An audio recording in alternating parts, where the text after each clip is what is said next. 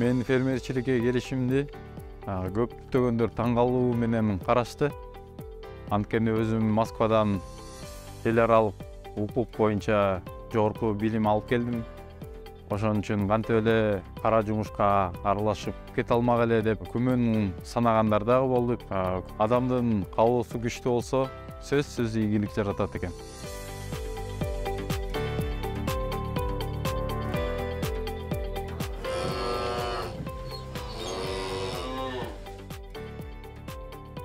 Мен азыр 27 жаштамын. Окууну аяктаган соң кесибим менен деле иштеп кетсем болмок. Бирок атамдын кеңеши менен асыл тукум малдарды көбөйтүү боюнча фермичиликке өттүм.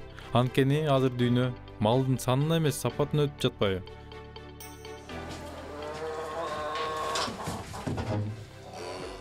Ишти баштаганыбызга 6 жыл болуп калды.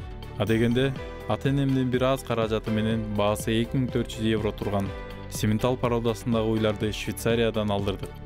Азыр алардын саны 100дөн ашып калды. Ар бир фермердин эртең мененки бул обход деп коебуз. Ошо обходдо ар бир уйдун ден соолугун карап туруш керек. Ар бир башчы, кичине ветеринар, кичине ассимилятор дагы, кичине бардык жагынан билиш керек.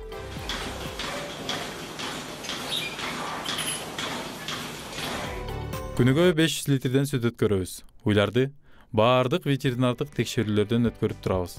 15-17 кишиге жумуш ордун түзүп бердик. Ушул үйдө алар жашат. Кудайга шүгүр, азыр финансалык абалым жакшы. Азыр көпчүлүк билими бар жаштар мал менен иштөөнү эребен алышат. Мен ага каршымын. Буйрса, алдыда пландар көп.